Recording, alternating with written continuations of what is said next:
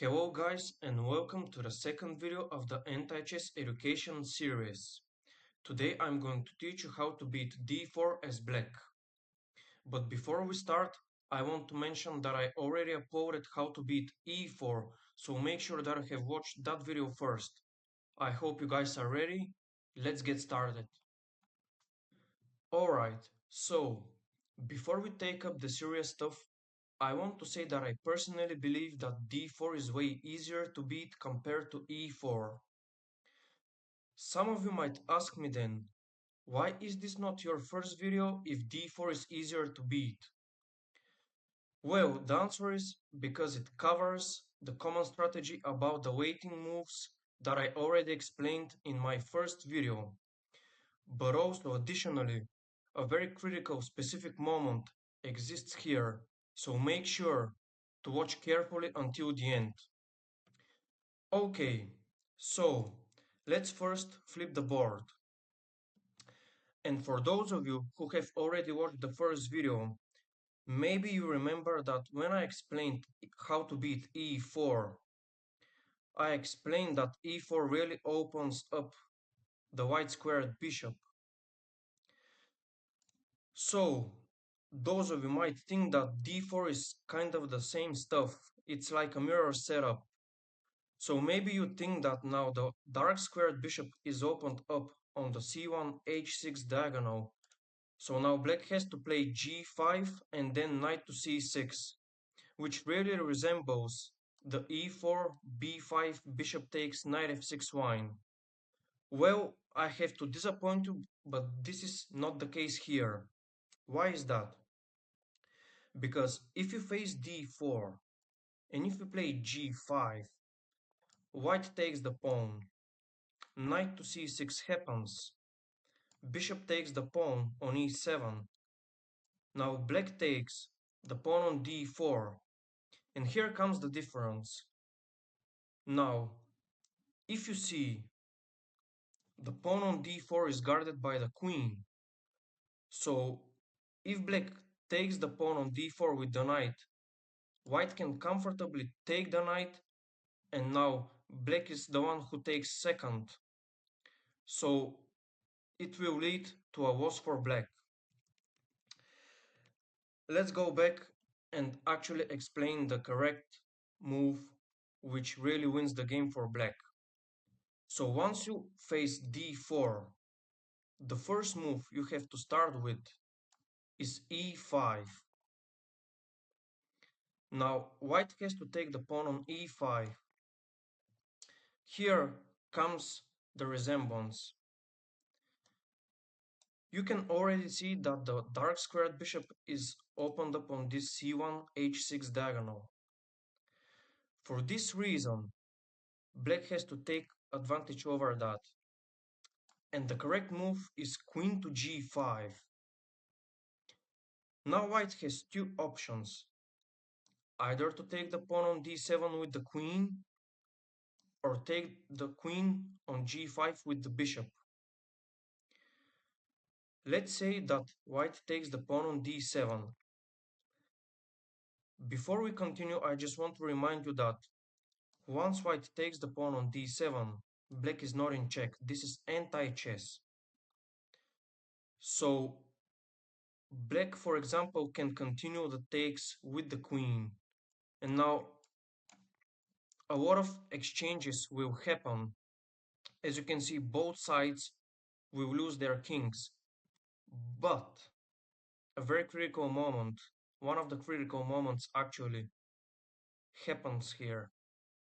So if white takes the pawn on d7, make sure that you capture white's queen with the bishop. Now, white is the one who takes second. White takes the black's queen. And now, a very, very important move follows, which is king to d8. Again, keep in mind, this is anti-chess. You can sacrifice your king. There are no limits. It has no royal power. It can be given away at any time. Anyways, so now white can take the black's king. And now here comes the critical moment I mentioned in the beginning of the video. Now for those of you who have watched the first video, maybe you remember that I mentioned the common strategy about the free and waiting moves. And here we have a very similar case. Here, if you are black, you can see that the next white move is very clear. It's to take the pawn on c7. So if you also remember what I told you in my first video, I told you you have to play a free move, a waiting move, so you can just wait for your opponent to take your piece. Well, let's say that you play something like g6, which is like a very logical move if you just remember this strategy and you have it in your head. White takes the pawn on c7 and everything is fine. Now you know that white can take the knight on b8 on next move, so you have to play something, right? Well, here comes the difference. Here comes the additional thing that I mentioned earlier. Now, if you have such a position, now the unfortunate thing is that you can just you can't just go out with the knight because your opponent won't threaten the knight anymore. Also, your rook is stuck, so there's like no space for it to run away and allow the white bishop to take the knight. For this reason, here comes the additional thing to the strategy I already mentioned.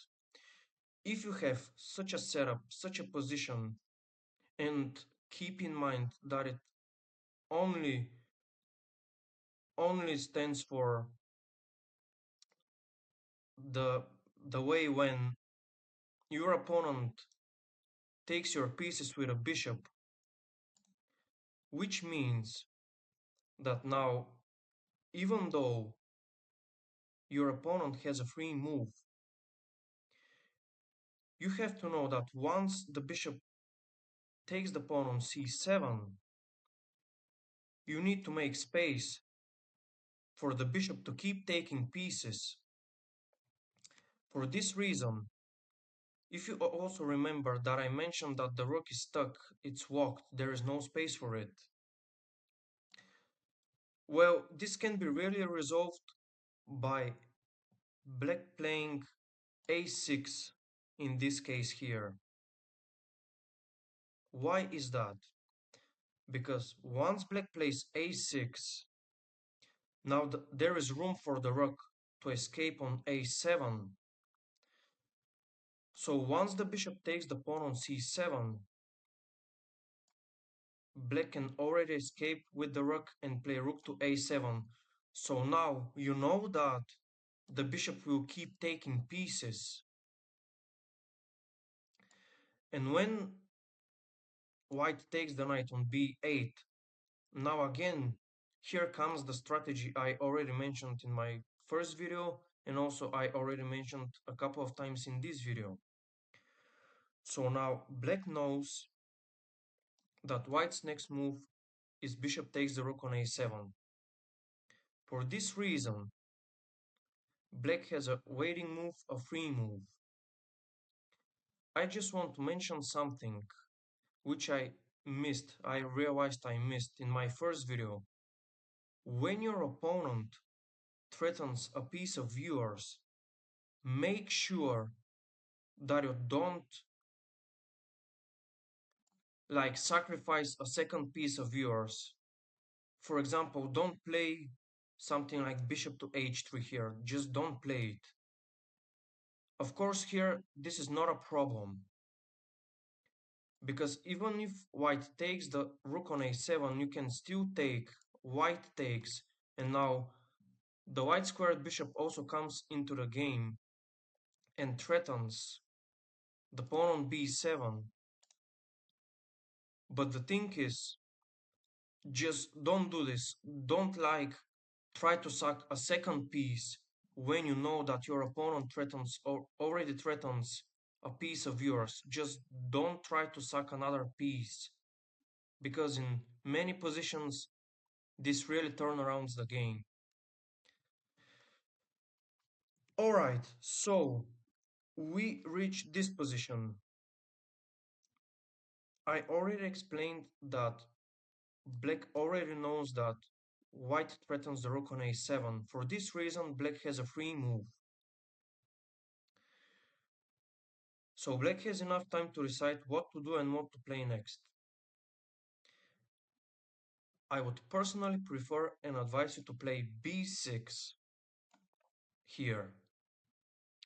So once the dark squared bishop of white takes the rook on a7, now again black has a free move because black knows that the white bishop threatens the pawn on b6. And again black has enough time to decide what to do. I would advise you to play a5 for the very same reason. Because now when white takes the pawn on b6, again black has enough time to decide what to play. I would personally advise you to play bishop to e7. And why is that? Because now when white takes the pawn on a5, the dark squared bishop is on the a5 d8 diagonal. And this bishop is completely on the other side of the board where the remaining black pieces are. For this reason, bishop to e7 really helps, of course in inverted commas, really helps the white dark squared bishop to come over this part of the board here. So here black has to play bishop to d8 so we can achieve our goal and make the white bishop come over to the other side of the board where our remaining pieces are. Now the next move of black should be knight to e7. Why is that? Because now you can see that these pieces are still on their initial squares. For this reason, knight to e7 really makes some space for the rook and also really helps us get the strategy which I already explained innumerable times about the free and waiting moves. So once the dark squared bishop takes the knight, we have rook to f8, bishop takes the rook, and now black knows what white's move is, which is take the pawn on g7. For this reason, I would advise you to play h6 for the very same reason, because once white takes the pawn on g7, again black has a free move. Black knows that white's next move is bishop takes the pawn on h6. So now, I would really advise you to step back with the bishop and wait for white to take the pawn on h6. Now we have f6. Of course, I'm gonna mention something. Black can even play f5 because en passant still exists in anti-chess. So now white is forced to take the pawn en passant. As you can see, the black pawn on f5 just disappeared after e takes f6 happened. It doesn't really make any difference if you play f6 or f5. You still win the game regardless. And now you can see that black remains with the white squared bishop and it can be very easily given away on the h3 square. And whatever white takes with, black just wins the game. Alrighty guys, this was it for this video.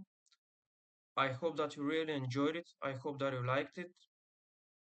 I hope that you found it beneficial. Make sure to remember what you should do if you face d4 in anti-chess. Yeah, if you liked the video, provide your comments in the comment section below. Subscribe to the channel, like the video, and I'm gonna see you very soon. Bye guys, thank you for watching. See you in my next video.